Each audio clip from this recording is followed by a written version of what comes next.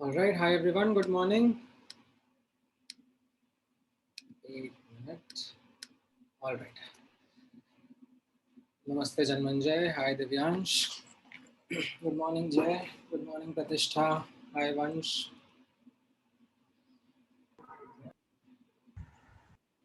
Hope आप लोगों ने होमवर्क अटेम्प्ट कर लिया होगा.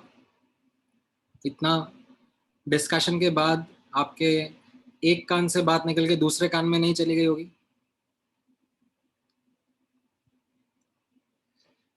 डीपीपी का होमवर्क तो ठीक है, बट जो बुकलेट का होमवर्क था दैट वाज मोर इम्पोर्टेंट. करा है कि नहीं करा है? Are there still some daredevils amongst us who haven't done that homework yet?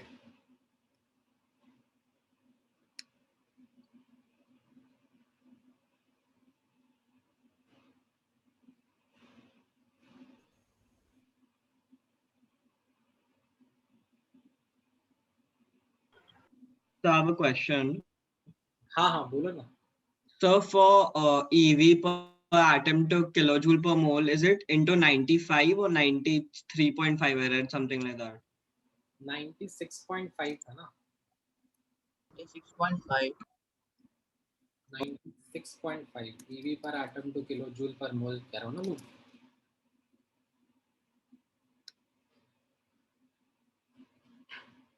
All right. Sir DPP में से कुछ एक क्वेश्चन हाइड्रोजन कुछ स्पेक्ट्रम पर था.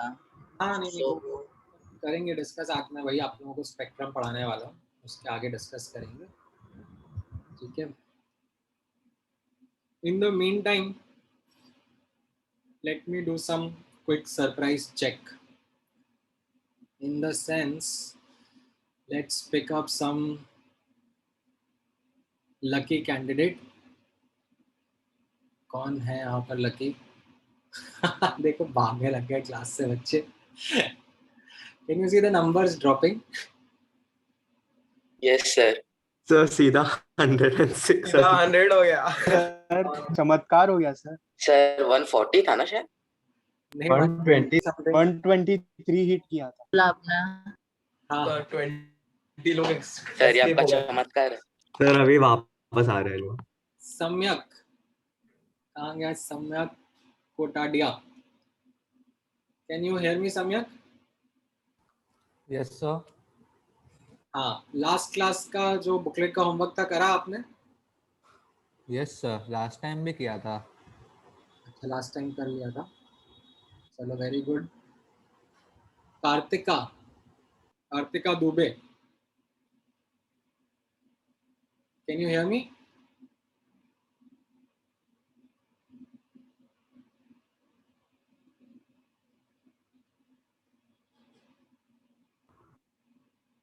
सर आप रिपीट कर सकते हो, मेरे इधर नेटवर्क इशू था. आप क्या कर रहे हो? मैं चेक कर रहा हूँ. Kartika Dubey, can you hear me? Am I audible to you? Okay. Can't use your mic, you can use the chat also.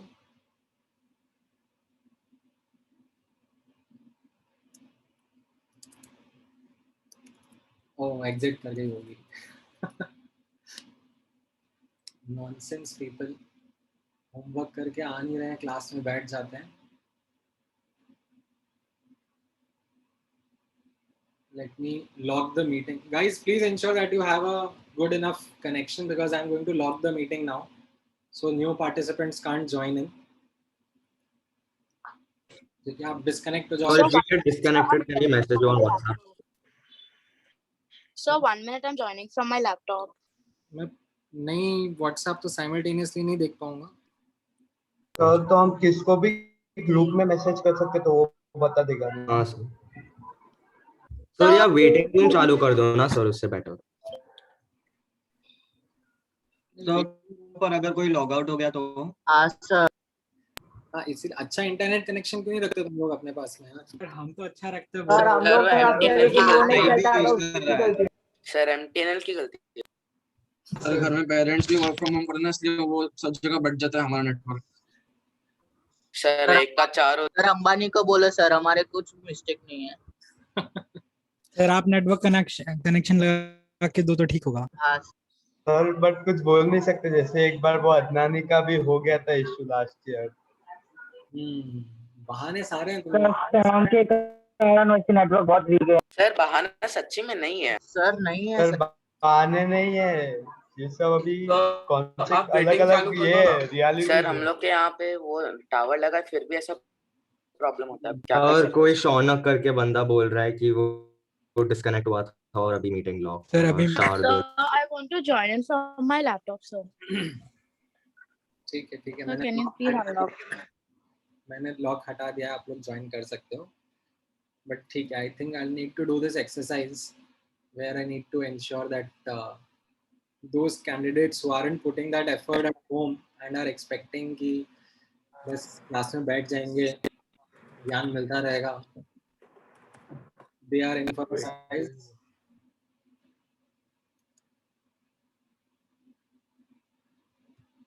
Alright, चलो आज का डिस्कशन स्टार्ट करते हैं without spending more time. Atomic spectrum का डिस्कशन करेंगे। So this was a discussion that we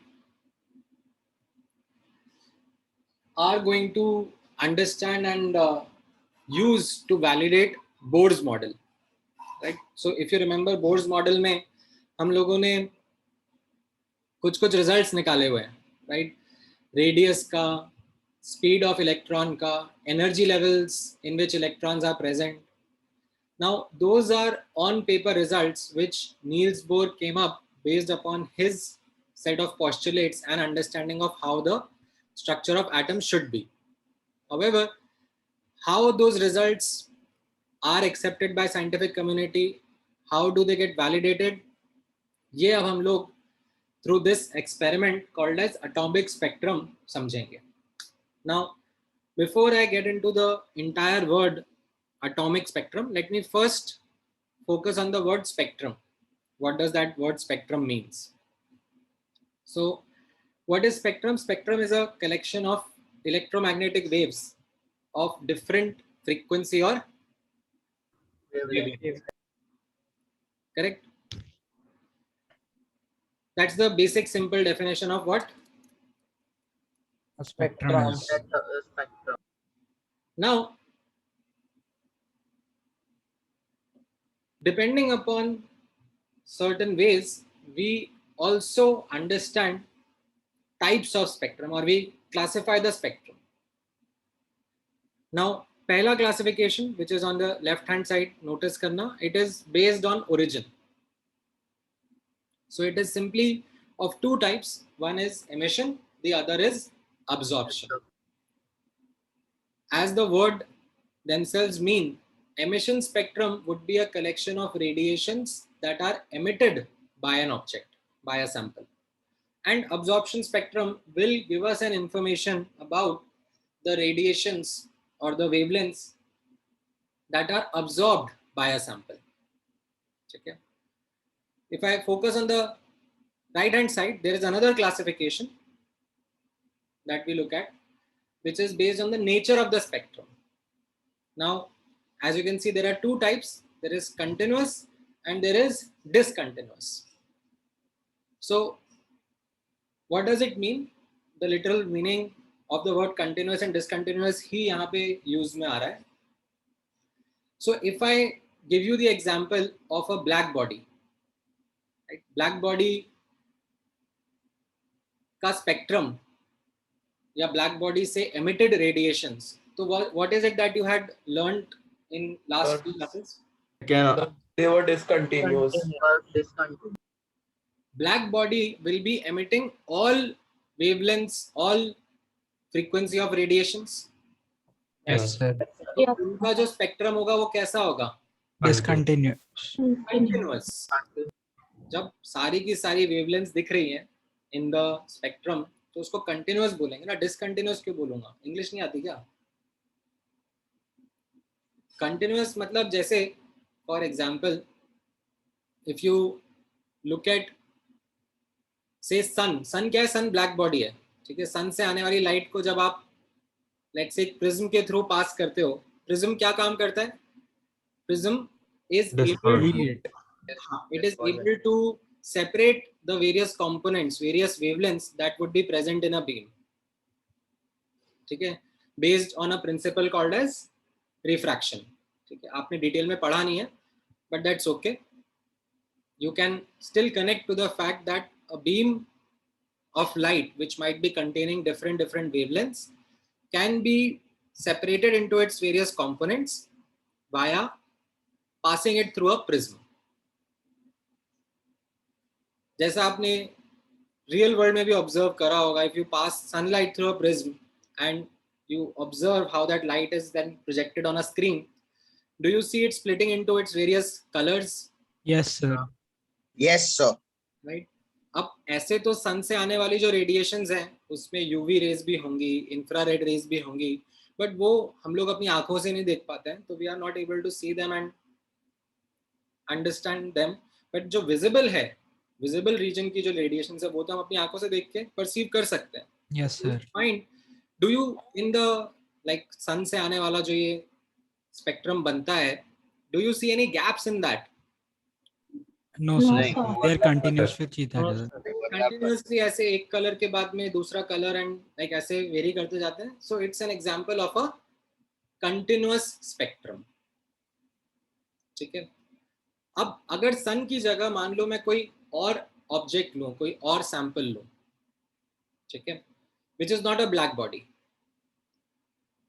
then it might be emitting some particular radiations only, some particular wavelengths only, and that will be called as a discontinuous or a discrete spectrum. ठीक है, जैसे हम लोग observe करेंगे इस chapter में hydrogen atom का spectrum. जब हम लोग वो ऑब्जर्व करेंगे, जब मैं आपको उसके बारे में बताऊंगा, तो you will find that it is not a black body. ठीक है, it is something which is going to emit only particular radiations. In fact अब बोर्ड्स मॉडल पढ़ने के बाद में आपको वो चीज समझ में भी आनी चाहिए that it is going to emit only those radiations which correspond to the energy gaps between its shells, energy levels. So hydrogen का जो स्पेक्ट्रम रहता है वो ऐसा डिसकंटिन्यूअस रहता है. ठीक है, एंड डिसकंटिन्यूअस में भी there are two types, there is line and there is band. ठीक है, लाइन स्पेक्ट्रम में कैसा होगा, जो शार्प एनर्जी गैप्स हैं, ठीक है, उनके करस्पॉन्डिंग पर्टिकुलर वेवलेंथ्स ऑब्जर्व हो रही होंगी. ठीक है, कोई पर्टिकुलर एनर्जी गैप के करस्पॉन्डिंग डी एक्साइटेशन हो रहा होगा इलेक्ट्रॉन का, तो वो उस पर्टिकुलर एनर्जी गैप के करस्पॉन्डिंग फोटोन या उसका वेवलेंथ का रेडिएशन एमिट कर रहा होगा. एटम्स में ये जो एनर्जी लेवल्स होते हैं ये काफी डिस्टिंक्ट रहते हैं, and that's why we find their spectrum to be line spectrum. Particular wavelengths are observed. Molecules का जब स्पेक्ट्रम ऑब्जर्व करा जाता है, तो मॉलिक्यूल्स के स्पेक्ट्रम में कैसा होता है, कोई एक एनर्जी लेवल के आसपास के एनर्जी लेवल भी प्रेजेंट होते हैं, like close enough energy levels are also present. तो उसमें क्या होता है देन, उन क्लोज इनफ एनर्जी लेवल्स के करस्पॉन्डिंग डी एक्साइटेशंस होते हैं, तो उनके एनर्जी गैप्स क्लोज इनफ रहेंगे, and corresponding to those close energy gaps, the wavelengths that are going to be emitted are also going to be pretty close to each other, and when they are observed, तो वो कैसा लगेगा, एक ऐसे like closely spaced lines कैसे दिखेंगे, एक band की तरह दिखेंगी. तो इसलिए उनको ऐसे बैंड स्पेक्ट्रम भी बोल देते हैं. ठीक है, right now our focus will not be on any of the band spectrum. Our focus will be primarily on the line spectrum, and that too of hydrogen atom. ठीक है सर. हाँ बोलो. सर आपने बोला कि जो बैंड स्पेक्ट्रम है it is only applicable for molecules, लेकिन सर जो वाइट लाइट का स्पेक्ट्रम होता है उसमें जो बैंड कंटीन्यूअस होता है ना पूरा, तो और फोटॉन्स तो एटम्स होते हैं, तो वो समझा नहीं मेरे को, ये कैसे मतलब हुआ? पहली बात तो मैंने ये नहीं बोला कि band spectrum is only applicable two molecules. Number 1. मैंने क्या बोला, example of a band spectrum could be the spectrum coming from molecules. Okay. Number 1. अब दूसरा क्या स्टेटमेंट कह रहे हो तुम? मैं कह रहा था कि वही डाउट गया मुझे कि फोटॉन्स भी एक तरह का आइटम होता है, पर उनका जो स्पेक्ट्रम होता है वो पूरा ऐसा बैंड होता है ना, मतलब उसमें वी कैन डिस्टिंग्विश कि येलो कब शुरू हुआ कब खत्म हुआ वैसे। शुरू हुआ खत्म हुआ लाइक जो यूजुअल स्पेक्ट्रम की फोटो हम लोग देखते हैं, band spectrum of white light on a screen, so it is continuous ना, there are no specific lines कि भाई for violet specific line, for blue specific line, ऐसा नहीं होता है ना। उसमें कंटिन्यूअस होता है, shades of colours are there, मतलब ऐसा प्योर डिस्टिंग्विश थोड़ी कर सकता हूँ उसके बीच में कहाँ मेन कलर आ रहा है वैसे। करेक्ट करेक्ट, किसमें आप कह रहे हो, जो कंटिन्यूअस स्पेक्ट्रम होता है उसमें, हाँ राइट। अब जैसे मैंने आपको बताया, for example let's say if I ask you to look at hydrogen spectrum, ठीक है, एक पार्ट ऑफ हाइड्रोजन स्पेक्ट्रम मैं आपको दिखाता हूँ, ठीक है। Let me take some image from Google and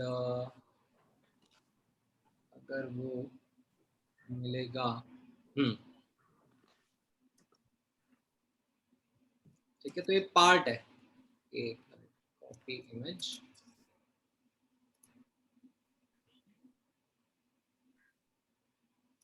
paste करेगा,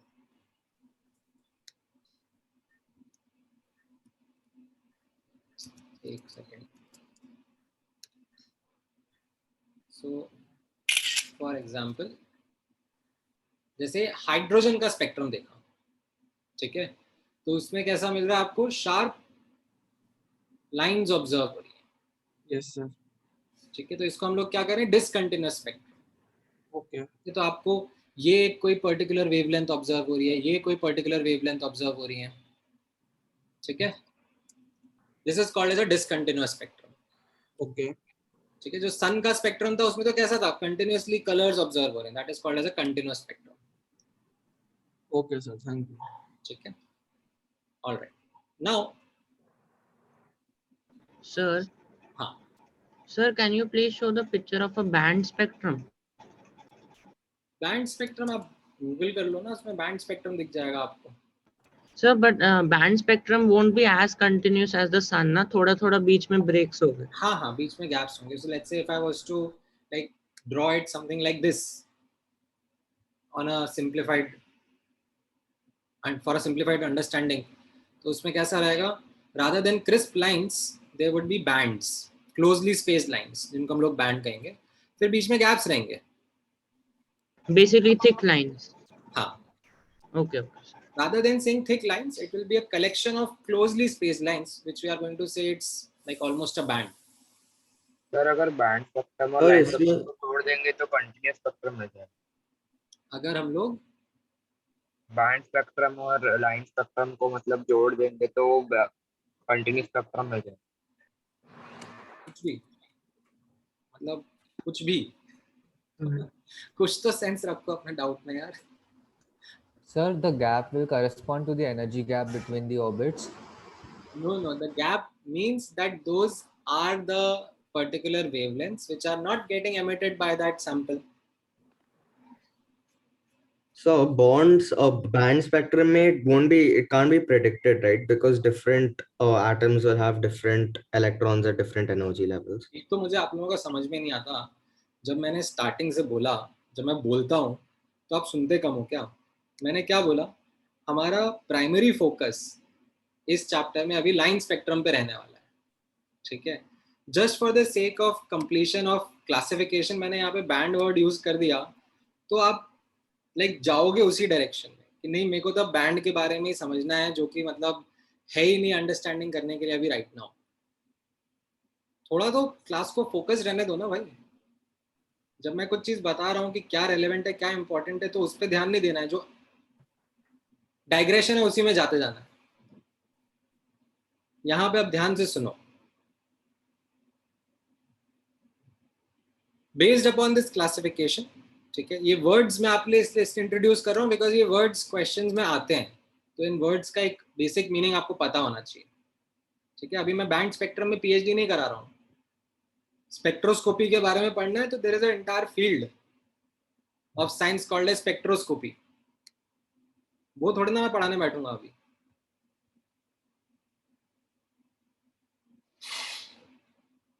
coming back, as I just highlighted that spectrum observe कैसे करा जाता है, ठीक है, एक बेसिक अंडरस्टैंडिंग, स्पेशली जो विजिबल लाइट जो हम अपनी आंखों से देख सकते हैं, उसके लिए हम लोग कैसे एक अंडरस्टैंडिंग डेवलप कर रहे हैं. Let's say you have to observe the emission spectrum, ठीक है, ऑफ अ सैंपल, राइट. तो किस तरीके से वो वर्क करेगा, उस सैंपल से आने वाला जो रेडिएशन है, ठीक है, उसको आप एक फोकस्ड बीम के फॉर्म में लेके आओगे पहले, and then you make it pass through a prism, ठीक है. Once it passes through a prism, it breaks down into its various components, ठीक है. व्हाई, ये आप लोग एक छोटा सा यहाँ पर स्टेटमेंट लिख सकते हो इस तरीके से, द एंगल ऑफ रिफ्रैक्शन, ठीक है. रिफ्रैक्शन वर्ड तो सुना ही है आपने. Yes sir. Yes, sir. जिस एंगल्स पे लाइट रिफ्रैक्ट करती हैं, that depends upon their wavelength, ठीक है. So the angle of refraction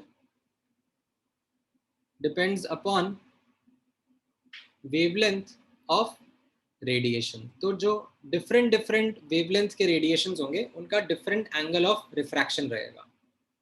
so when that beam is passed through prism, it comes out broken down into its various components at various angles. Okay, and this is what we call as the spectrum.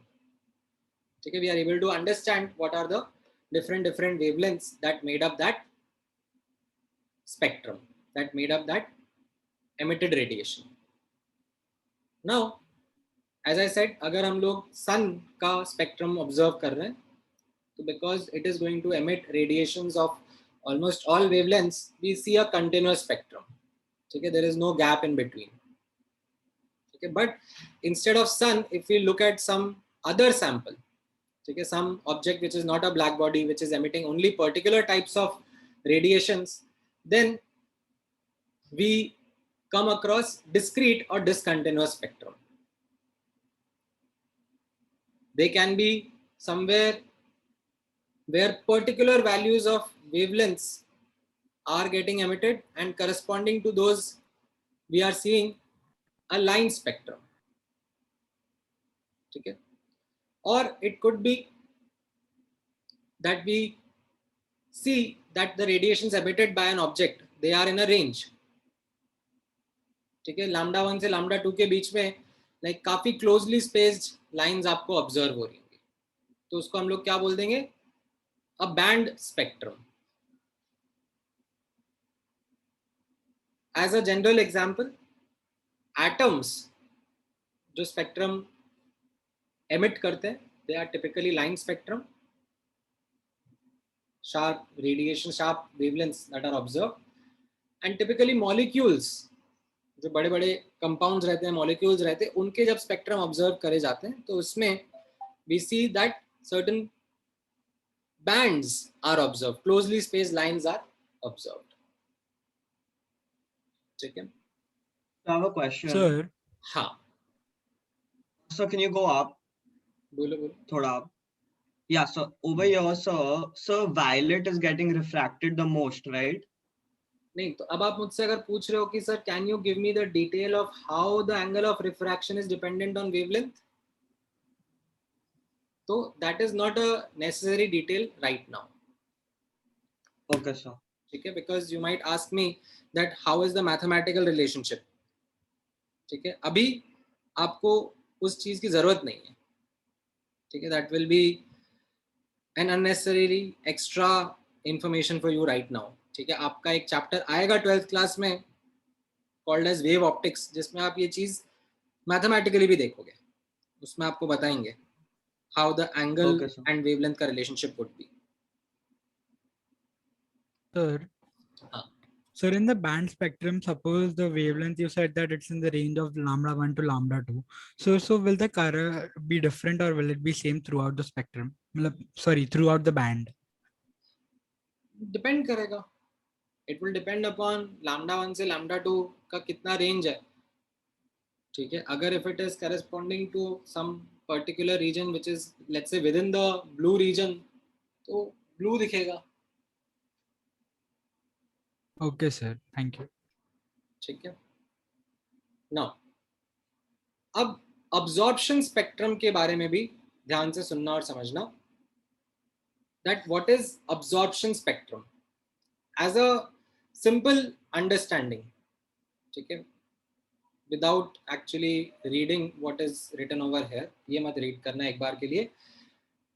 A simple understanding from the word absorption spectrum would mean that by looking at this spectrum, we are able to infer the information about the radiations that are getting absorbed by a sample. Correct? इतना basic understanding हम लोग develop कर सकते हैं? Yes, sir. Yes, sir. Now, a bit more detail about how that spectrum is understood, how that spectrum is seen. ठीक है, उसके बाद फिर मैं ये जो ग्रीन में हाईलाइटेड है वो सब समझाता हूँ। सो लेट्स से मेरे पास कोई सैंपल है, ठीक है, फॉर एग्जांपल हाइड्रोजन एटम्स ही हैं, और इनका मुझे अब्जॉर्प्शन स्पेक्ट्रम ऑब्जर्व करना है। तो वो कैसे करा जाता है वो आप भी नोटिस करना है यहाँ पर। I will throw white light on this sample. What do I mean by white light? The general meaning of white light would be Sunlight. light consisting All, of all yeah. wavelength or frequency. ठीक है. Now, when I throw this light, what will happen is that these hydrogen atom can absorb those frequency or those wavelengths which can help excite the electrons in hydrogen atom. Yes, sir. ये अपने अपने last class के discussion के basis पे पढ़ा था। What Yes, will sir. happen? What will happen to the other frequencies or wavelengths? They will pass through. Pass through it. No interaction. They will just pass through. ठीक है? So when those radiations which pass through, they are passed through a prism and then projected on a photographic plate. तो absorption spectrum कैसा दिखेगा? अब आप समझ सकते हो? It will consist of all the different radiations which weren't absorbed. समझ में आया? सर तो एमिशन स्पेक्ट्रम किधर दिखेगा? हाँ हाँ, so अब absorption spectrum पहले समझ में आया? Yes, sir. Now let me introduce this. So can you statement. explain more? ठीक है, अब आप ये स्टेटमेंट देखना। Absorption spectrum of an object or sample is inverse of the emission spectrum of the object. What do I mean by this statement? The wavelengths which are missing in the absorption spectrum, say lambda 1, lambda 2, lambda 3, lambda 4, which were missing in the absorption spectrum, they are the radiations that would be observed in the emission spectrum of the same sample. Why so? Because the absorption or emission of photons happens because of electrons exciting, de-exciting between energy levels. Yes, sir. Yes, sir. Right? तो photons absorb कब होते हैं? When they are used by an electron to undergo excitation. Yes, sir. Yes. ठीक है? Now this energy gap is a fixed value. Yes, sir. And इस energy gap के corresponding there is a fixed wavelength का photon that is going to get absorbed. Yes, sir. अच्छा, जब मैं de-excitation के बारे में बात करूंगा, तो the de-excitation will also be corresponding to the same energy gaps. Yes. And उन्हीं के corresponding फिर वो photons emit भी होंगे. Yes, sir. Right? So the statement that is now, sorry, lambda 1 ही लिखना चाहिए. So the statement now that is written, अब आप वापस से इसको ध्यान से read करना. the missing wavelengths in the absorption spectrum are the same wavelengths that are observed in the emission spectrum of the sample? Yes, sir. Yes, sir. Hence, a short statement, something like this, that absorption spectrum of an object is the inverse of its emission spectrum. Now, does it make sense? Yes, sir. Yes, sir. ठीक है. So ये statement ध्यान में रखना होता है. It's an important statement that absorption spectrum is an inverse of the emission spectrum of a particular object or a sample that we are studying. ठीक है. Now, an interesting thing for you to also notice, जो कि मैंने आपको starting में जब आप लोग इलेक्ट्रोमैग्नेटिक स्पेक्ट्रम पढ़ रहे थे तब एक वीडियो में बताया था. उस वीडियो में you remember there was this NASA वाला short YouTube video which I shared, जिसमें we talked about this fact that electromagnetic spectrum के थ्रू हमें पता पड़ता है डिस्टेंट प्लैनेट्स पे, डिस्टेंट मून्स पे, like what kind of elements और compounds are present. Yes, sir. Yes, sir. तो उसके लिए यहाँ पर मैं एक नोट लिखाता हूँ आपको. ये नोट आप ध्यान से रखना. Spectrum of an atom or molecule is unique to that atom, or that I should say type of atom.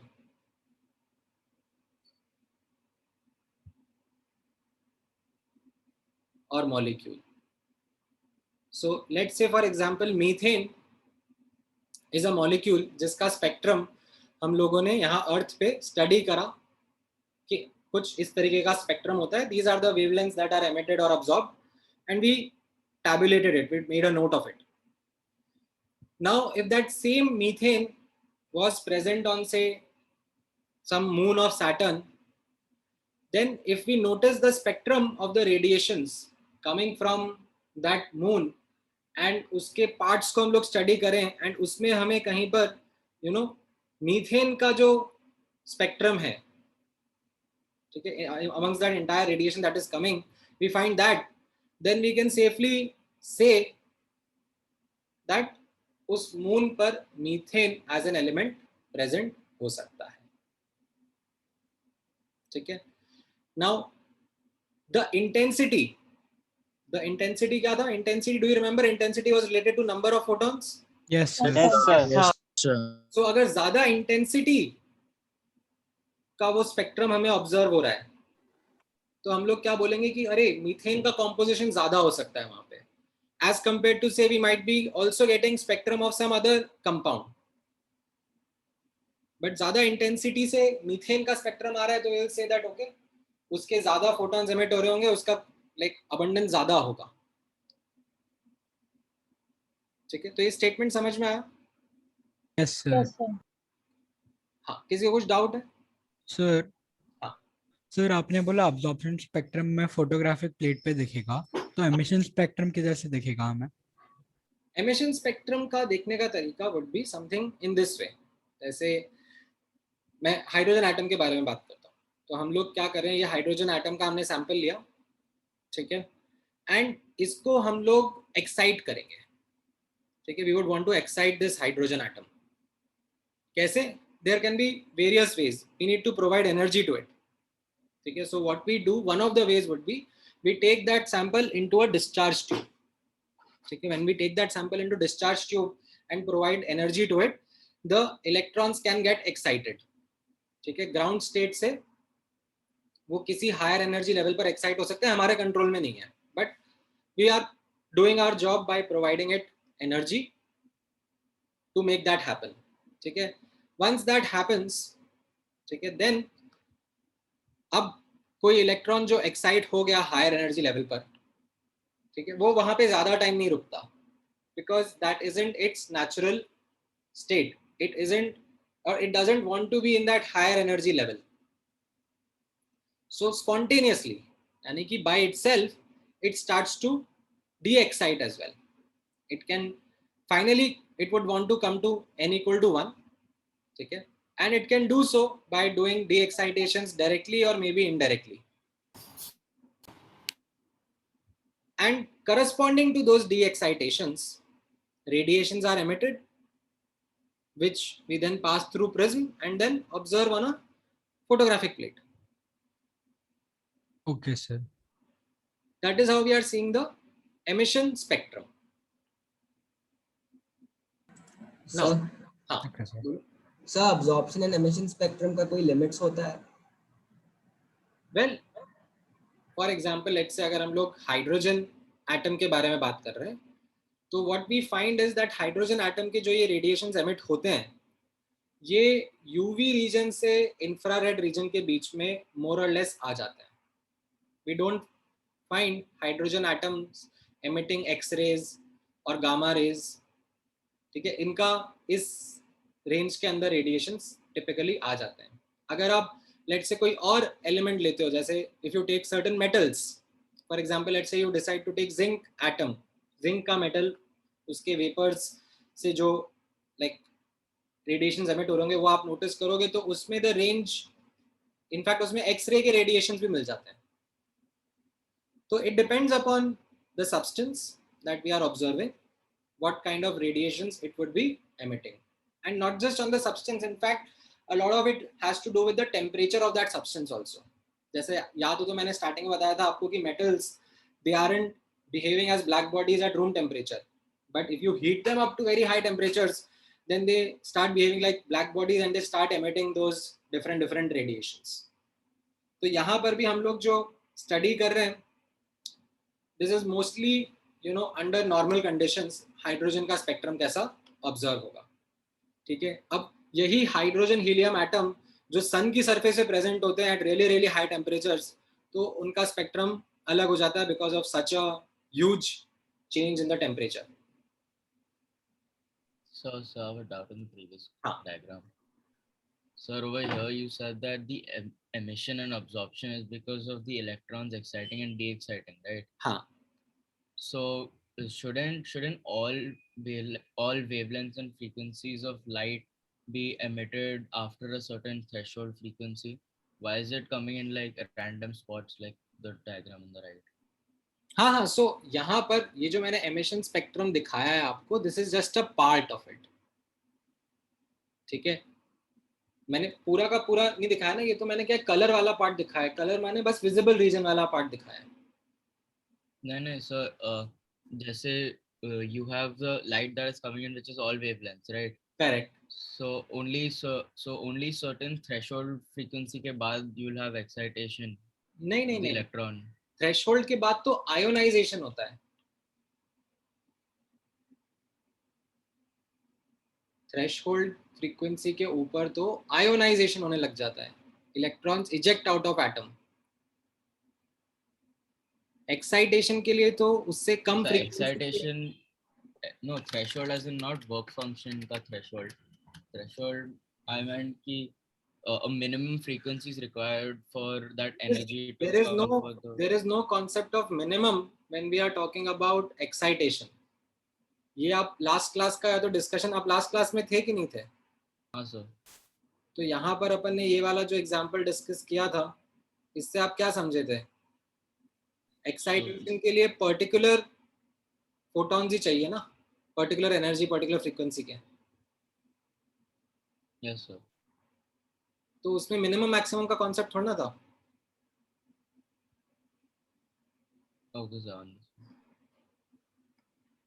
Alright, now अब यहाँ पे नोटिस करना.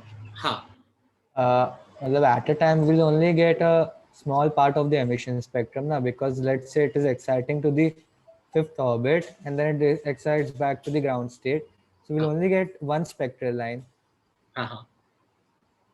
So we'll have to repeat the experiment multiple times to get the whole emission spectrum. ये तो यहाँ पर एक ही atom थोड़े ना इस ट्यूब के अंदर बाबा, बिलियंस एंड ट्रिलियंस एंड उसके भी और कितने पावर्स के एटम्स लिए होंगे ना. ऐसा थोड़ा ना कि एक एटम लिया और उसका एक फोटोन ऑब्जर्व किया. So this is simultaneously excite और de-excite होता है ना ये? हाँ. अच्छा ठीक है. Now, अब जैसा मैंने आपको ये बताया कि हम लोग हाइड्रोजन के एटम का एमिशन स्पेक्ट्रम स्टडी करना चाह रहे हैं, ठीक है, and that emission spectrum is going to come to be a line spectrum. ठीक है, ये हम लोग बोर्स मॉडल से भी समझ सकते थे कि ये लाइन स्पेक्ट्रम क्यों आ रहा है. ठीक है, in fact if I give you the story behind it, the story behind it is actually the opposite way around, क्योंकि atomic spectrum जो है वो बोर्स मॉडल के पहले ही ऑब्जर्व हो चुका था, and it was a question amongst the scientific community that why is it a line spectrum, why is it when I am taking hydrogen atom, ठीक है, and observing its emission spectrum, I am only seeing certain particular wavelengths that are getting emitted, no matter where when I do this experiment. I am seeing that अगर मैं hydrogen का sample ले रहा हूँ और उसका लाइन स्पेक्ट्रम ऑब्जर्व कर रहा हूँ तो पर्टिकुलर वेवलेंथ ही, उसका स्पेक्ट्रम ऑब्जर्व कर रहा हूँ तो पर्टिकुलर लाइंस या पर्टिकुलर वेवलेंथ ही ऑब्जर्व हो रही हैं. So it was a question which was not getting explained by the wave theory of light, जो याद हो तो मैंने आपको स्टार्टिंग में बताया था. It is Niels Bohr who then presented the argument that why is it that we are seeing a line spectrum in hydrogen atom, we are not seeing a continuous spectrum, because the radiations that are emitted are because of the de-excitations of electrons happening between particular energy gaps, right? जो hydrogen का atom है उसके अंदर जो electrons का energy है, it can't be any random value, it is certain allowed values only, and उन allowed values के बीच में जब इलेक्ट्रॉन जंप करता है तो allowed energy gaps और discrete energy gaps ही होते हैं, and उन discrete energy gaps के corresponding particular wavelength के radiations ही emit होते हैं. So that was a subjective explanation from Niels Bohr. Not just the subjective explanation, in fact Niels Bohr went ahead and matched the data as well. तो जो experimentally data आ रहा था यहाँ पर lambda 1, lambda 2, lambda 3 जो radiations observe हो रहे थे, Niels Bohr was like, if you look at my model and उसमें I have figured out what should be the radiation of the what should be the wavelength of the radiations emitted, hc by lambda should correspond to the energy gap between the orbits. So if you like want to match these experimental observations, okay, you take my theoretical model, you start putting in n1 n2 values, and corresponding to different n1 n2 values you will start getting theoretical values of wavelengths, what should be emitted from the hydrogen spectrum. And then when you match them with these experimental values, you will see that the model is predicting such answers, that why these particular wavelengths are getting emitted. So this was the validation which Bohr's model got and led to that model being accepted by the scientific community, that it is such an intricate observation कि एक atom में से कौन से photons कौन सी wavelength emit हो रही है वो बोर्स मॉडल प्रिडिक्ट कर पा रहा है, only for a single electron system, not for a multi electron system, but still single electron system के लिए कर पा रहा है, तो ये बहुत बड़ी बात है. And that is where Bohr's model got its recognition कि हाँ ये कुछ सही डायरेक्शन में हम लोग जा रहे हैं. नाउ करंट सब टॉपिक में हमारा जॉब है to actually understand this spectrum of hydrogen atom. ठीक है, and when I say understand, I don't want you to start remembering कि you know जो हाइड्रोजन से रेडिएशंस एमिट हो रही थी उन सब की रेडिएशंस की वैल्यू को रट्टा लगाने लग जाओ, lambda 1, lambda 2, lambda 3, इस तरीके से नहीं.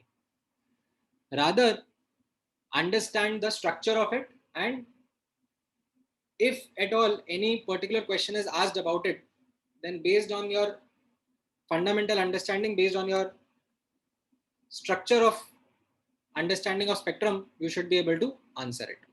ठीक है, तो वो हम ऑब्जर्व करते हैं. नाउ जैसा मैंने आपको बताया किस तरीके से एक्सपेरिमेंटल सेटअप है. When hydrogen gas is taken in this discharge tube, the high potential difference, okay, it excites the electron, but since that's not the natural state of the electrons, they would want to de-excite. Okay, they would want to de-excite back to the ground state, and that de-excitation can happen in any random manner. ठीक है, हमारा कोई control नहीं है उसके ऊपर. कोई electron ground state से किसी हायर एनर्जी ऑर्बिट पे जंप कर गया, उस पर भी हमारा कोई कंट्रोल नहीं था. हो सकता है कि इलेक्ट्रॉन आयोनाइज भी हो गया हो, इतना एनर्जी मिल गया हो कि इलेक्ट्रॉन एटम के बाहर ही चला गया हो. I don't care, because there are billions and trillions of atoms and more atoms that are there, that I don't seem to bother about it कि अगर कुछ एटम्स आयोनाइज भी हो रहे हैं तो. बट डेफिनेटली कुछ एटम्स एक्साइट होंगे and they can be randomly exciting into any other higher energy levels, and वहां से फिर वो डी एक्साइट भी होंगे. Those electrons can de-excite again in any way, like directly ground state पे आ जाएं, indirectly ground state पे आ जाएं, and corresponding to those energy gaps there will be radiations that would be emitted. Right now our job is to study these radiations emitted because of these de-excitations. And now when we have to study that, what we are doing it, we are properly organizing them and studying them. किस तरीके से हम लोग इनको organise कर रहे हैं? In the following way. ठीक है, so जितने भी de-excitations हो रहे हैं, can I like plot them on this diagram? Any de-excitation that you want to talk about, can I plot this over here? Of course I can. Like you say कि sir like n equal to 6 से n equal to 3 का de-excitation, हाँ तो ठीक है ना, ये 6 से 3 का de-excitation मैंने यहाँ पे प्लॉट कर रखा है. ठीक है, ये 6 से 3 का de-excitation हो गया. So जो भी de-excitations हो रहे थे in the hydrogen atom, उनको हम लोगों ने एक ऑर्गेनाइज तरीके से पढ़ना शुरू करा. अब उसका ऑर्गेनाइजेशन कैसा है वो आप यहाँ पे नोटिस करना. All the de-excitations corresponding to de-excitation to ground state, that is n equal to 1.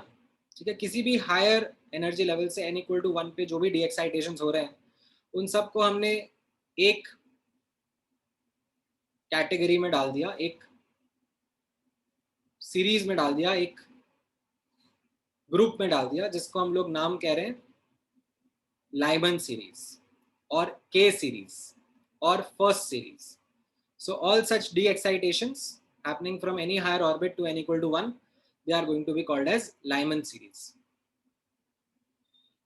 ठीक है, then all the de-excitations which are happening from a higher energy orbit to n equal to 2,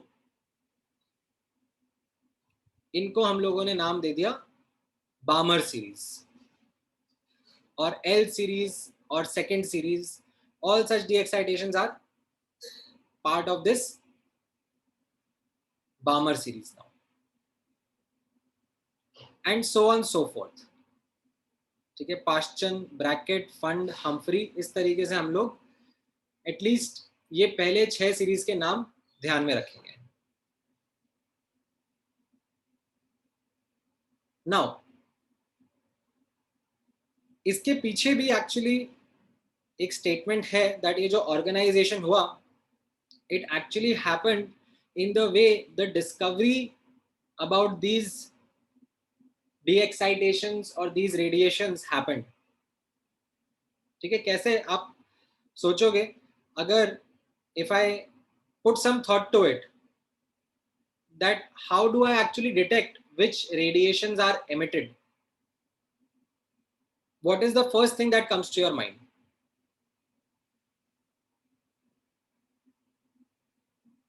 How do I detect which radiations are getting emitted?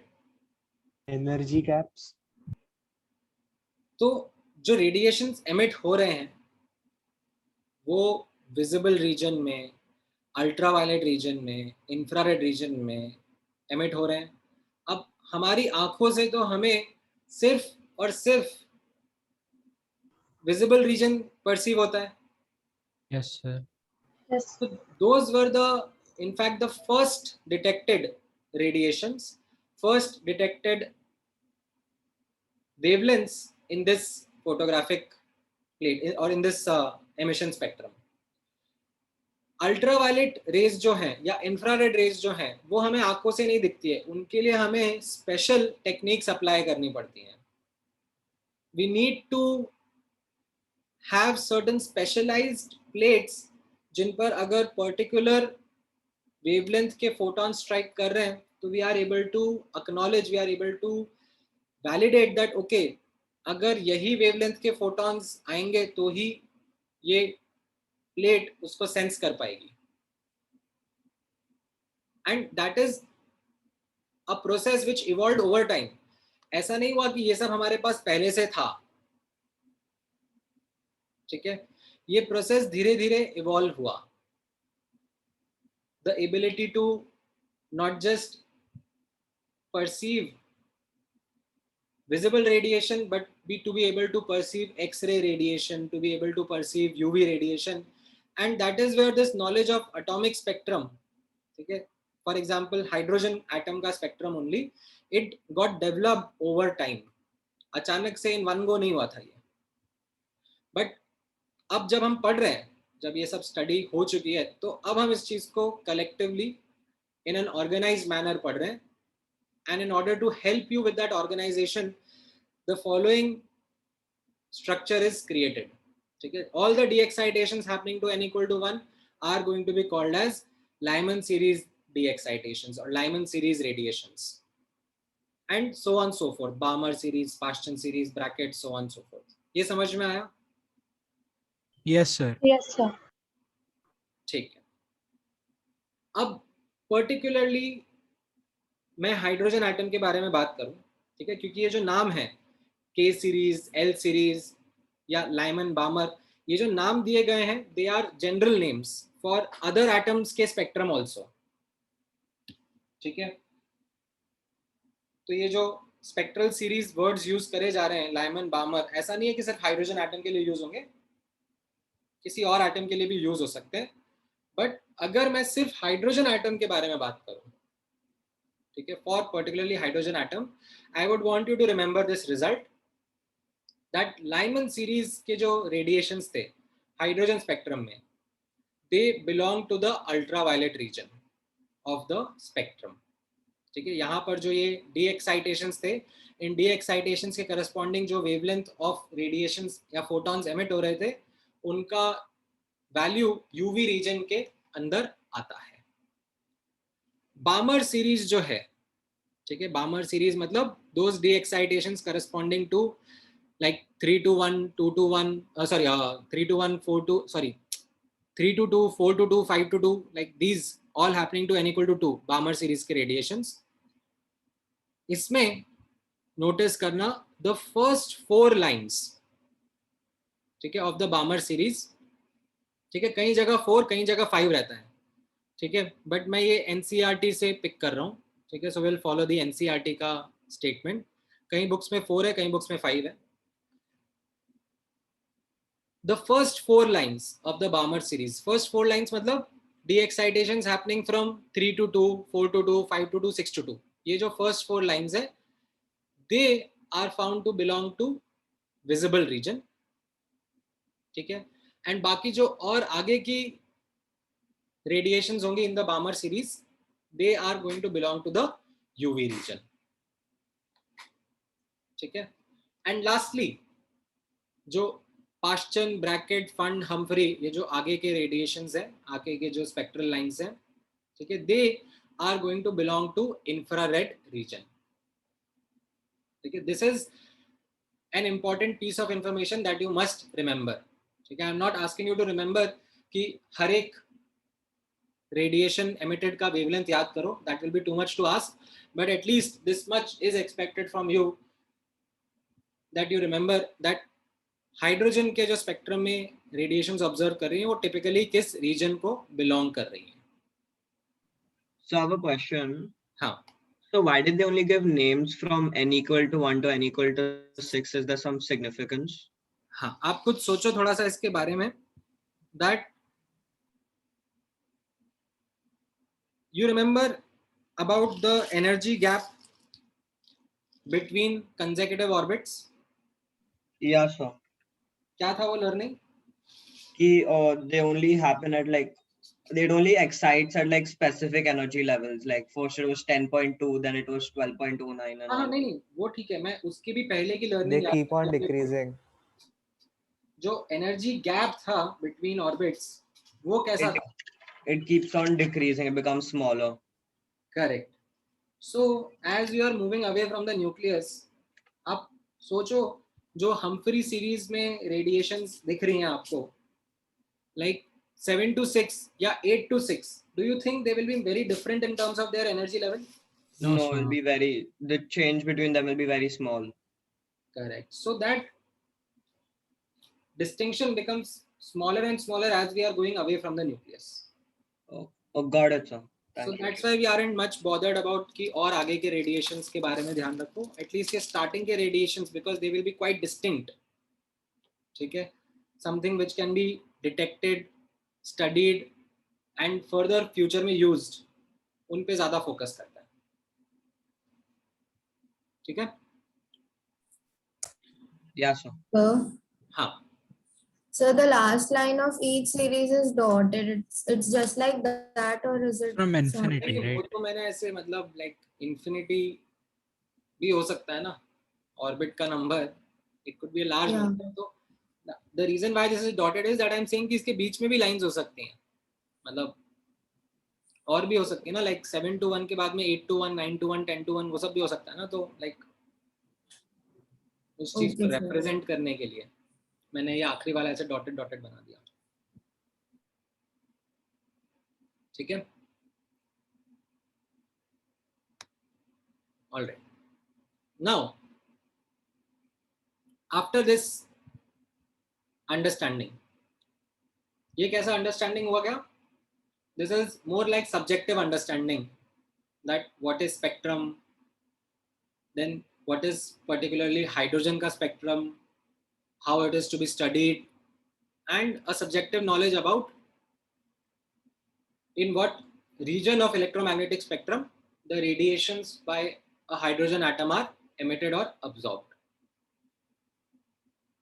Now, I would want you to be able to numerically also talk about atomic spectrum, numerically calculate. If let's say I ask you a question that can you tell me the wavelength of 1, 2, 3, fourth line of Lyman series? Can you tell me what would be the wavelength corresponding to this de-excitation?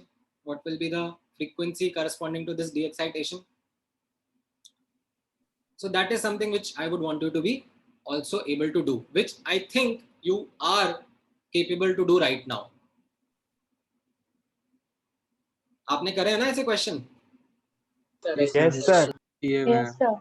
Right. For example, if I ask you कि इस first line of Lyman series का wavelength बताना in angstrom, बता सकते हो? Yes, sir. Yes, sir. Sir, hc upon 10.2 होगा, right? Right. आपने hc by lambda energy of photon will be equal to delta E, right? 12400 upon lambda in angstrom. ये left hand side पे लिखोगे और right hand side पे लिखोगे कि ये 10.2 EV का गैप होता है.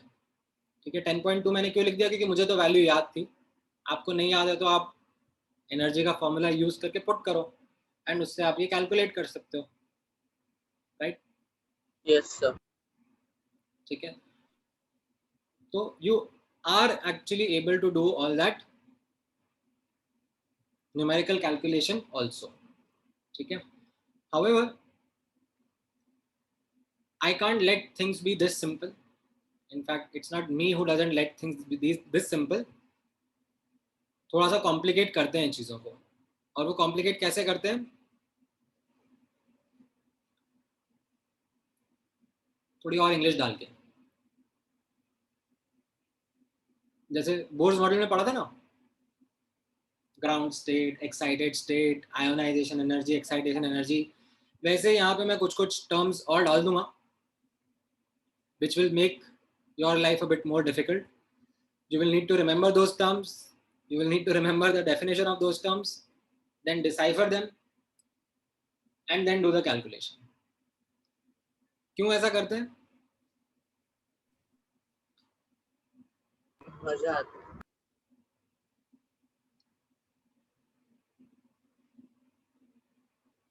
Well, there are many reasons why they are done, but I think people in the academic world are quite sadist. That is my. Sir, in which year did this come, validation? In which year this will come as in? No, which year did this come? Which year did Bohr propose this?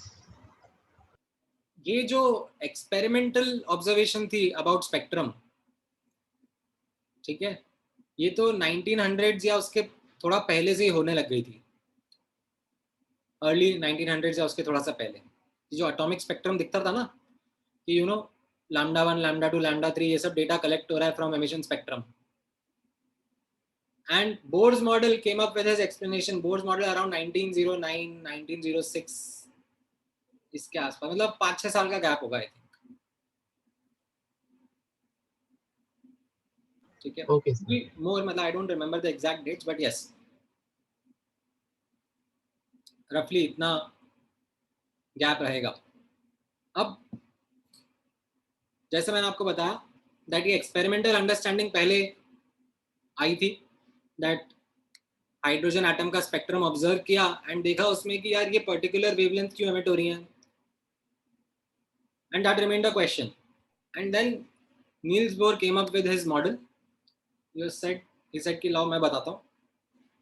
तो ये देखो hydrogen atom, और ये मेरी calculation, like ये मेरे postulates, ये मेरी कैलकुलेशन, एंड उन कैलकुलेशन से I can predict what should be the wavelengths that should be observed, and they were found to be matching with what the experimental observations were, at least for hydrogen atom. Multi electron system के लिए नहीं कर रहे थे, but single electron system के लिए कर रहे थे, which was a good enough proof of what Bohr's model was and its acceptance. Now, rather than always using this expression, okay, there is another expression which you might want to use. ठीक है, इस expression की भी थोड़ी history है. To determine the wavelength observed in the emission spectrum of an atom. ठीक है, इस एक्सप्रेशन की हिस्ट्री कुछ इस तरीके से है that this expression it in fact came before even what Bohr's model did.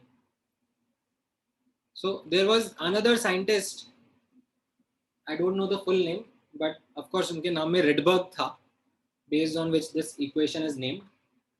So what he did was he studied the pattern. ठीक है, जो wavelengths यहाँ पे observe हुई, ठीक है, बोर्स मॉडल वगैरह को तो आइडिया ही नहीं था Rydberg को.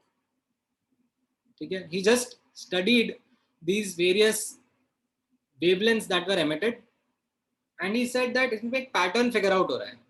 वो पैटर्न कैसा फिगर आउट हो रहा है, दैट ये जो 1 बाय वेवलेंथ आ रहा है, जो वेव नंबर आ रहा है इन रेडिएशंस का, it is coming proportional to 1 by n1 square minus 1 by n2 square, where n1 n2 are some numbers that I would take, some natural numbers that I would take. एक ऐसा pattern figure out करा था. ठीक है, and then this proportionality was converted into an equality by using constant called as Rydberg constant. Sir, ठीक है। Sir हाँ sir लेकिन बोर के पहले how did he find n1 and n2? Numbers just ये उस टाइम पर जैसे बोर ने तो बोला n1 n2 are orbit number, तो रैंडम नंबर्स लिया। हाँ रिडबर्ग ने बोला that these are some natural numbers which are fitting this pattern, that data of wavelength that was observed. Orbit number का तो कॉन्सेप्ट ही नहीं था उस टाइम पे. He was like कि if I just do math over the wavelength that I'm observing, I'm seeing this kind of a pattern. And this is another equation which you might come across, in fact you will come across when you will be reading or solving questions. ठीक है, तो दोनों expressions आप लोग ध्यान में रखोगे. ठीक है, वेवलेंथ निकालने का एक तरीका तो क्या हो गया, बोर्स मॉडल के through. You remember the Bohr's model का इक्वेशन एंड वहां से आप निकाल सकते हो. और you can remember this expression also, that wave number और 1/λ is equal to RH into Z square into 1/n1 square minus 1/n2 square. What does each term mean over here? Wave number or wavelength, ये तो आपको पता ही है. This is of the photon that is de-excited, that is emitted when the electron de-excites from some n2 level to some n1 level. ठीक है, किसी n2 level से एक रुक जाओ, n2 लेवल से किसी n1 लेवल पर इलेक्ट्रॉन डी-एक्साइट हो रहा है. ठीक है, तो जो रेडिएशन एमिट हो रही है उसका वेवलेंथ या उसका wave number is what is being described by this formula. RH stands for Rydberg constant. ठीक है, इनफैक्ट आप NCERT पढ़ोगे तो उसमें ये दोनों को कंबाइन करके Rydberg constant बोल देते हैं. ठीक है, इन दोनों टर्म्स को कंबाइन करके Rydberg constant बोल देते हैं. But then that value would change from species to species. Like hydrogen के लिए it will be a different value, helium plus के लिए it would be a different value. तो यहाँ पर मैंने दोनों को अलग कर दिया है. देयर इट RH और Z स्क्वायर को अलग कर दिया है. And RH is a value which you need to remember, 1.1 into 10 की पावर 7 मीटर इनवर्स, और approximately you can say 109700 centimetre inverse. ठीक है, एक्यूरेट वैल्यू तो आई थिंक कुछ 109678 ऐसा कुछ रहता है. आई डोंट रिमेंबर एग्जैक्टली, बट ये रफ वैल्यू भी याद रख लोगे तो आपका काम चल जाएगा. End of course Z stands for the atomic number of the species. Sir, ठीक है, हाँ sir, in this wavelength is an angstrom or how do we मतलब किसमें आता है? करेक्ट. सो डिपेंडिंग अपॉन आप रिडबर्ग कांस्टेंट किस यूनिट में ले रहे हो. अगर आप मीटर इनवर्स की यूनिट में ले रहे हो तो आपका वेवलेंथ मीटर में आउटकम आ जाएगा. अगर आप सेंटीमीटर इनवर्स में ले रहे हो तो आपका आउटकम सेंटीमीटर में आ जाएगा. ठीक है सर. सर हम बोर्स मॉडल के न्यूमेरिकल्स में यही तो कर रहे थे ना, लेकिन finding out the wavelength of the photon. Correct. तो मैंने आपको बताया ना, एक तरीका तो ये है जो अपन सीखते आ रहे हैं. ठीक है, बट एक और तरीका अब मैं आपको सिखा रहा हूँ. Why? Because this was also a way that was there and it has been kept in our literature and it can come as part of, in fact will come as part of some questions. So आप ऐसा मान लो कि this is still there in the literature, maybe for some reasons which we don't know exactly. या हो सकता है कि to pay homage to Rydberg, कि उनका नाम अमर रहे, we still would want to use that expression and want the future generations to keep remembering that name and that expression. This is there. ठीक है Sir. हाँ Sir, but we can solve any question with either of the two methods. Correct. मैं आपको वही करवाता हूँ. ठीक है, in fact you can, I am exactly going to do that with you. ये रहा question and I would like you to use both the expressions to come up with the answer. दोनों तरीके से ट्राई करो एंड मैच करो. Sir, the equation given by Bohr's model is only true for single electron system. Yes. The second method was solving it. Is it true for multi-electron system also? The pattern was found to be yes. ठीक है, but then the proportionality ठीक था, but then जो constants थे उनमें काफी हेरा फेरी हुई.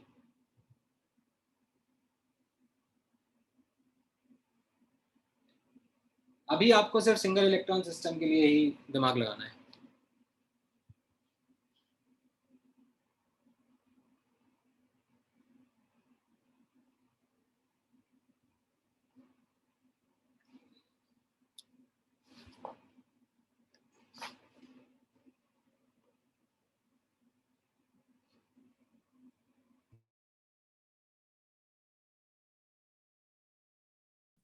Sir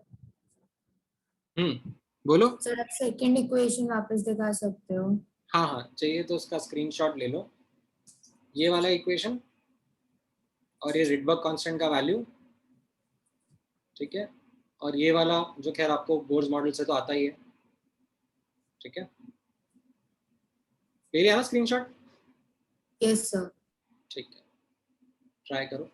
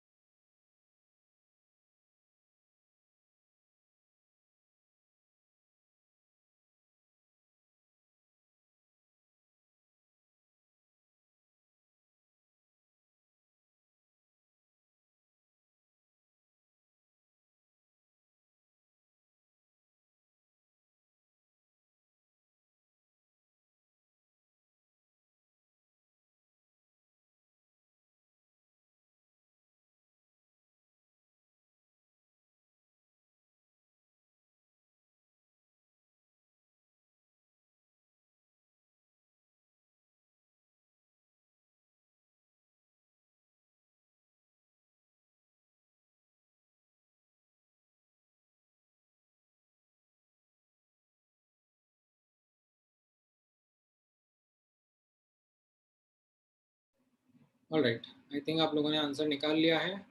so let me elaborate both the ways. Right, एक तरफ बोर्स मॉडल वाला इक्वेशन यूज किया, energy of photon is equal to delta E, right, and eV की यूनिट्स में हम लोग कैलकुलेशन कर रहे थे, right.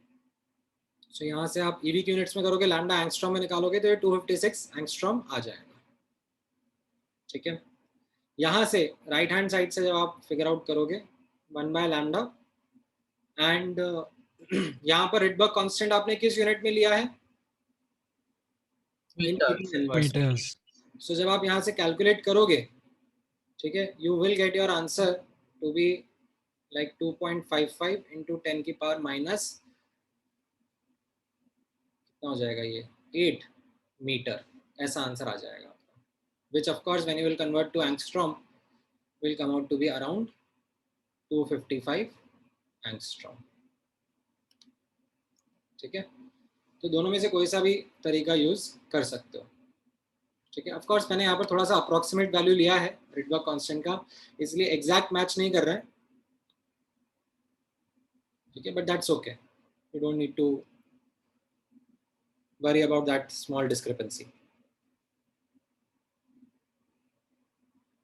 Is this clear? Yes sir. Yes. Yeah, sure. ठीक है. Now over and above this, just the simple question like this, that we are doing this de-excitation and corresponding to that find the wavelength. Certain such questions are made a bit more complicated by introducing certain terms. So I would want you to be aware about those terms related to these spectrum. So the first term is in front of you, is called as the longest line of a spectral series. Now this is not as per the diagram. Okay? In fact, don't get confused by looking at the earlier diagram that we had seen. The longest word here corresponds to the longest wavelength. Longest wavelength in a spectral series would be corresponding to the minimum energy gap.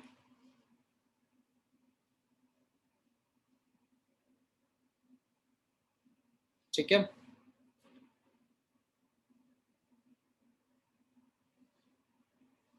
So for example, if I ask you, determine the lambda max of Lyman series of helium plus ion, तो आप कैसे सोचना शुरू करोगे? आप बोलोगे helium plus ion मतलब Z equal to 2. Lyman series मतलब all the de-excitations happening to n equal to 1 from higher energy level, and Yes, sir. इसमें you are being asked about the one which corresponds to the maximum wavelength. The maximum wavelength would be the one corresponding to the minimum energy gap. Okay, so don't go by the diagram. Okay, don't go by the diagram by looking at this. अरे ये last वाला line तो longest दिख रहा है, वो नहीं. Not as per the diagram. Look at the meaning that longest here refers to the wavelength. That means the minimum energy gap. Now, you know the energy gap between various orbits. तो कौन सा energy gap least होगा amongst these Lyman series lines? Last वाला last वाला infinity.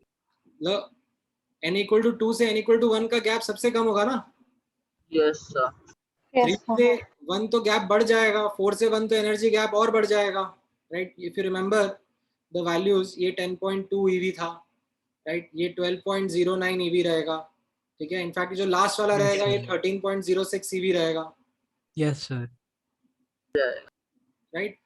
So from here you can now figure out which de-excitation was being talked about, and then you can substitute that in the formula and come up with the value of lambda. ठीक है, देखो थोड़ा सा time लगेगा in terms को imbibe करने में, in terms को अपना एक प्रैक्टिस लगता है. You need to solve at least 10, 20, 50 questions of such terms so as to be quite comfortable with them. Otherwise you will always feel that क्या confusing है ये, मतलब नहीं समझ में आया. Only and only after you solve a particular number of questions आपको एक comfort आता है. ठीक है. Now बोर मॉडल से भी निकाल सकते हैं ना ये? बिल्कुल बिल्कुल. See, ultimately आपको जो मेहनत हुई ना इस क्वेश्चन की, the main मेहनत of the question was figuring out which transition it was. उसके बाद तो फिर आप रिडबर्ग वाला फॉर्मूला यूज करो या बोर्स वाला फॉर्मूला यूज करो, that is up to you. जो मेन मेहनत थी इस क्वेश्चन की was to figure out that which transition is it talking about. तो सर अगर मैक्सिमम वेवलेंथ पूछा तो कभी भी कोई भी सीरीज का फर्स्ट लाइन लेना है ऐसा? हाँ. ओके. ठीक है. ऐसे अगर लॉन्गेस्ट लाइन की जगह मान लो मैं आपसे शॉर्टेस्ट लाइन पूछता, तो can you guess what the definition would be? Shortest wavelength, maximum energy. wavelength corresponding to the maximum energy difference. Energy difference. Correct. That shortest word would be used for the wavelength. ठीक है. The shortest line of a spectral series would be the line corresponding to the maximum energy gap in that spectral series. So let's say if I ask you what is the shortest line of Balmer series in hydrogen atom,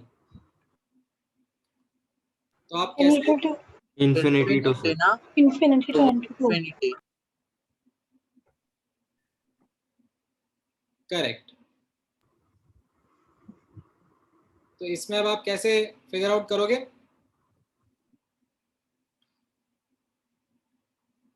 sir वो नहीं होगा ना. And if we 2 हाँ, to infinity. एक एक word read करेंगे हम लोग. हाइड्रोजन एटम मतलब Z equal to 1 रहेगा. ठीक है. Yes, बामर sir. सीरीज मतलब all d excitations happening to n equal to 2, 3 से 2, Yes, sir. 4 से 2, 5 से 2, 6 से 2, 7 से 2, 8 से 2, infinity से 2. अब इनमें सबसे ज्यादा एनर्जी गैप कौन से वाले ट्रांजिशन का होगा? Last line wala. Infinity से 2 वाला. Yes, sir. Will correspond to the maximum energy gap or the shortest wavelength, right? Now either अब आपने ट्रांजिशन फिगर आउट कर लिया है that n equal to infinity से n equal to 2 is the transition. इसका मुझे wavelength निकालना है. अब आपके पास चॉइस है whether you go with the Rydberg वाला formula or you go with the Bohr's model वाला फॉर्मूला, up to you, कैसे भी चले जाओ. ठीक है. मैंने यहाँ पे वापस से Rydberg वाला फॉर्मूला यूज कर लिया और ये 1/infinity स्क्वायर को मैं क्या पुट कर दूंगा? 0. ठीक है. 1/infinity will be a very very small value. तो इसको मैं नेग्लेक्ट कर दूंगा तो मेरा इससे लैम्डा का वैल्यू आ जाएगा 4/r. समझ में आया? Yes, sir. Yes, sir. Yes, sir. ठीक है. नाउ एक और टर्म यूज होता है which is first line of a spectral series. Now this is actually as per the diagram only. So let's say if I ask you first line of bracket series का wavelength क्या होगा of hydrogen atom? The longest wavelength होगा ना. Longest wavelength. हाँ. The So shortest.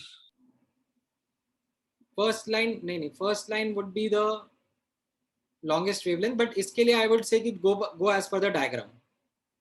ठीक है. Brackett series का diagram कैसा था? All d excitations happening from a higher level to n equal to 4. Sir. ठीक है. तो इसमें आप बस डायग्राम के हिसाब से काउंटिंग करना शुरू कर दो. ये फर्स्ट लाइन, ये सेकंड लाइन, ये थर्ड लाइन, एंड उस हिसाब से आप कमेंट कर दोगे. That first line would mean which transition? n equal to 5 से n equal to 4. हाँ, ये जरूर है that हम लोग ये भी लिखते हैं. ठीक है. That first line of the spectral series is its longest line. ये भी मैं बोल सकता हूँ. ठीक है. But I would need you to look at first the diagram and then figure out which was the first line that we are talking about. ये question समझ में आया? Yes, sir. Yes, sir. अगर मैं ऐसे ही आपसे let's say ये question पूछूंगा, calculate the wavelength of second line of Balmer series of helium plus ion. ठीक है. और प्रॉपर्ली सॉल्व करके मुझे अब आंसर दो in terms of r.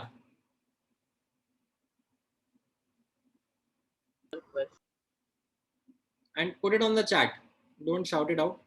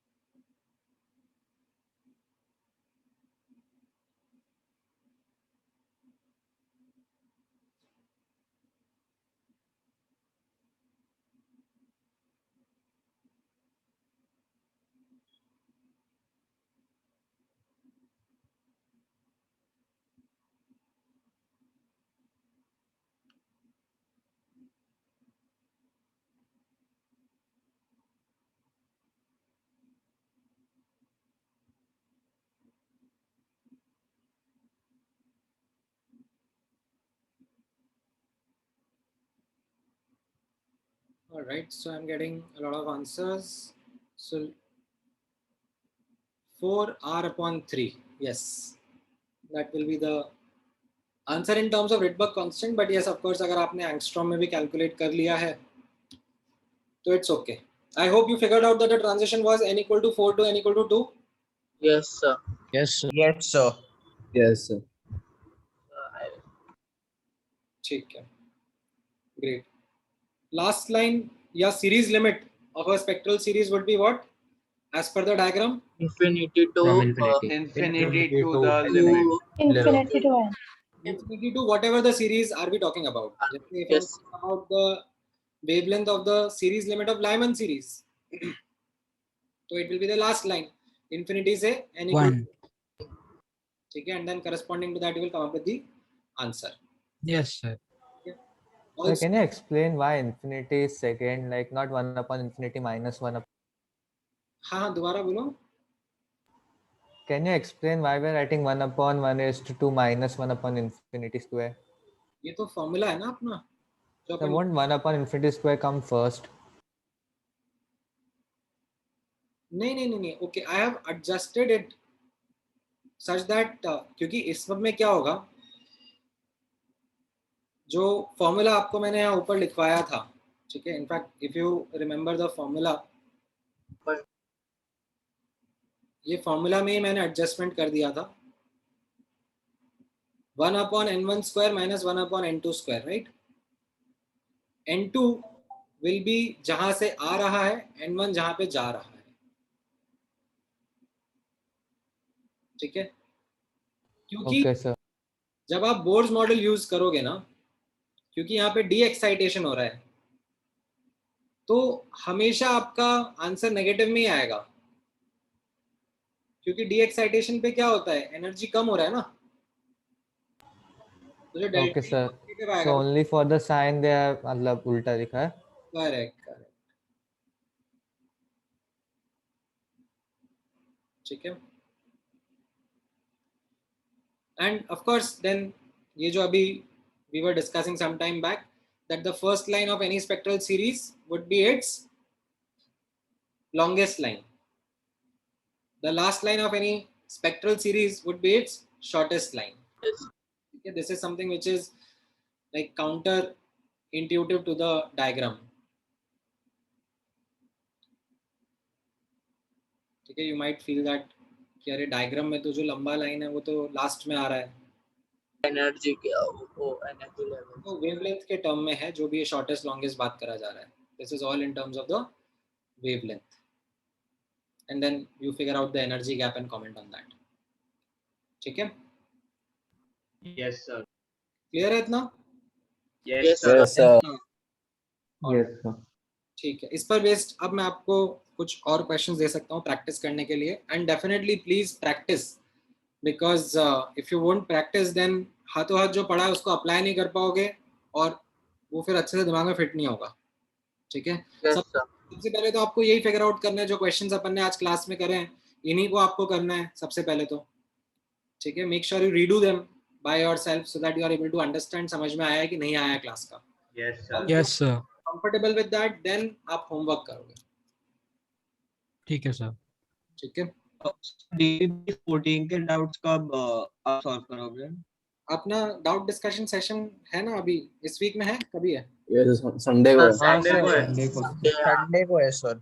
Saturday को है. जब भी है, संडे को या सैटरडे को. आई थिंक संडे को है शायद, सैटरडे को नहीं. सैटरडे को लेक्चर. हाँ, संडे को है. लेक्चर संडे को तो अच्छा लेक्चर ही है अपना, कल लेक्चर ही है. अच्छा, तो या तो चलो ठीक है, विल फिगर आउट. हाँ, कुछ पूछना है किसी को? सर तो जो आज होमवर्क देंगे वो कल तक करना है. परसों तक कर लेना, परसों भी अपना. ठीक है. Okay sir. सर तो कल आप क्लास लोगे? DPP. क्या कह रहे हो?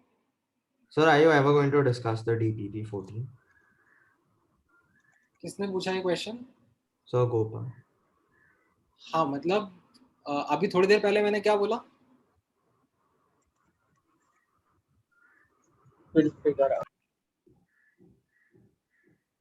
जस्ट थोड़ी देर पहले मैंने कुछ स्टेटमेंट बोला था, सुना था तुमने? नहीं सर। तो इतना एटीट्यूड कहाँ से आ रहा है तुम्हारे अंदर? सर मैं वैसे नहीं बोल रहा था, मैं पूछ रहा था बस। नहीं, मुझे ज्यादा सिखाओ मत तुम. I understand the way in which you talk and I understand what you mean. अरे sir, but I didn't mean it like that. No, I know what you meant and what you didn't mean. Don't try to do damage control right now, otherwise I'll not let you sit in my class anymore.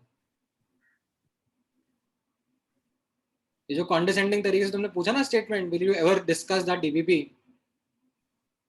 अरे sir, I'm telling you sir, I didn't mean it like that. I swear I didn't mean it like that. I don't care. You didn't mean. I am not some antaryami who's going to read your mind or your man. Your literal words mean something.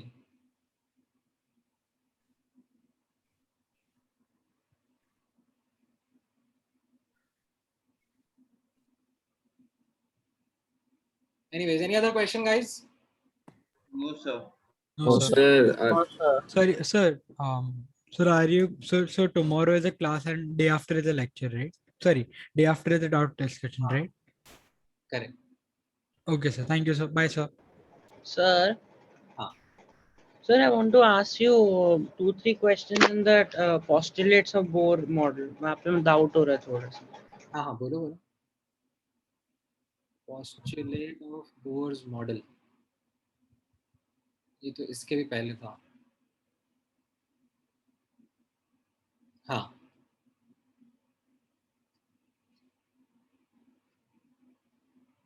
नहीं, इसके बाद था in fact.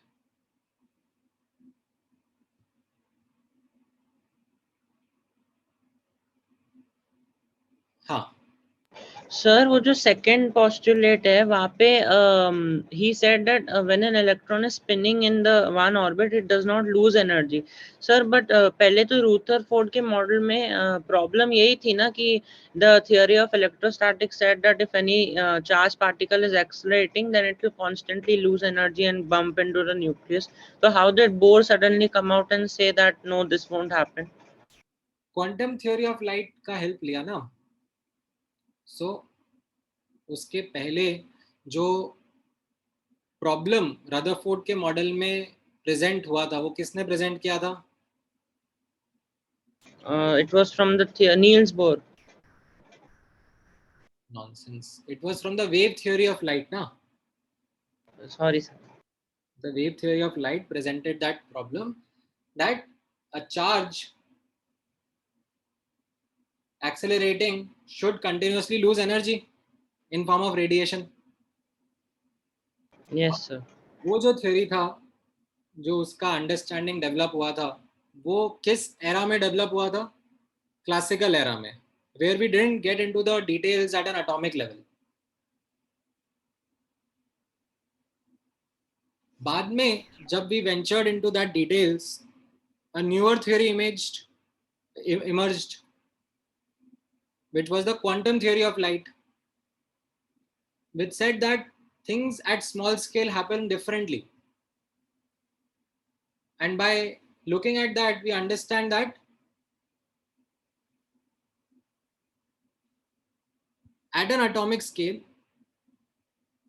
the energy that is absorbed or emitted isn't any random continuous value. It is some discrete values only. And that inspired Bohr to think about electron being present in certain allowed energy levels only, not any random energy level. And as long as it is in that energy level, it is not going to lose or gain energy. Only that loss or gain happens when it is jumping between those energy levels. Okay, sir. Sir, but the wave theory जो था उसमें it said that light is a wave, electromagnetic radiations are waves. So, but it never said that they lose energy, no? किसने? Wave theory ने यही तो बोला था that it will lose energy. जो वेव थ्योरी का स्टेटमेंट था वो यही तो था जो इसके पहले वाली क्लास में आपने लिखा था. नहीं, इसके भी पहले नहीं, जो रदरफोर्ड मैक्स प्लैंक. रदरफोर्ड का कहाँ पर था? तो और पहले था.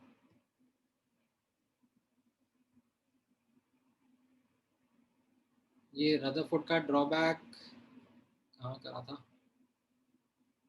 इसके भी पहले करा था, उसका स्टेटमेंट देखो ना।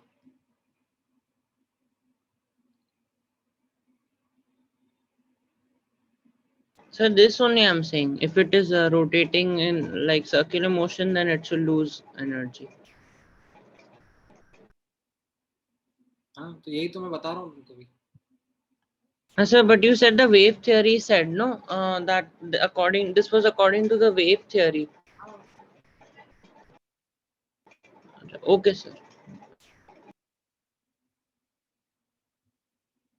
ठीक है, any other question guys? Sir मेरा भी फोन नंबर बदल गया. I would like my new number to be added to the .co.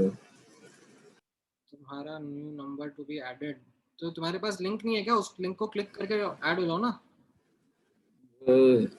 Link किधर है सर? जो स्टार्टिंग में आया होगा ना, जिस नंबर पे तुमने पहले ज्वाइन किया था, यस, वही सेम लिंक है, लिंक चेंज नहीं हुआ है। Okay, thank you sir.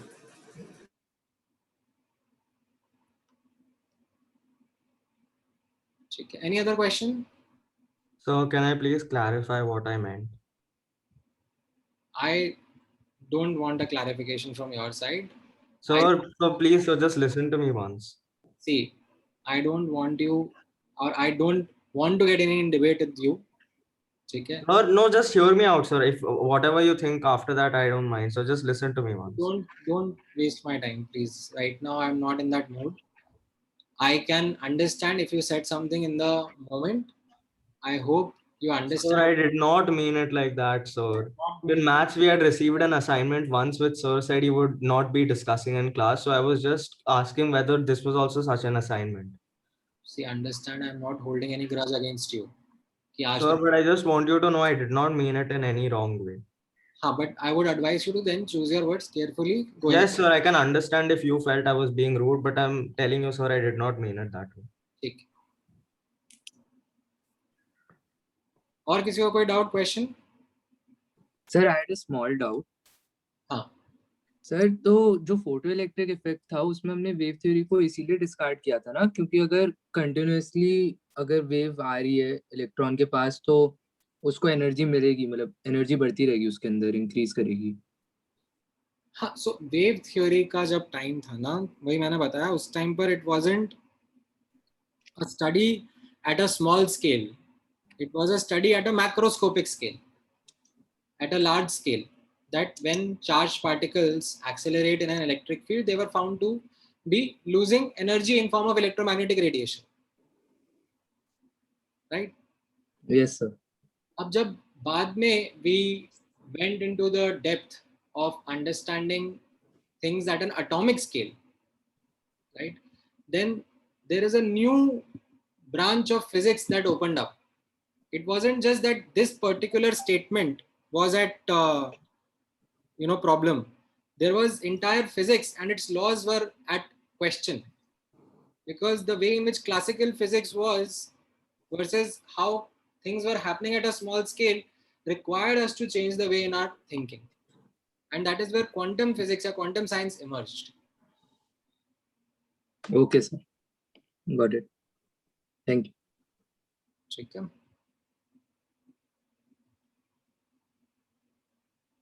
All right. चलो ठीक है then. Thank you guys. I'll share the notes and recording, and then next class में यहीं से continue करते हैं. Yes, okay. Bye.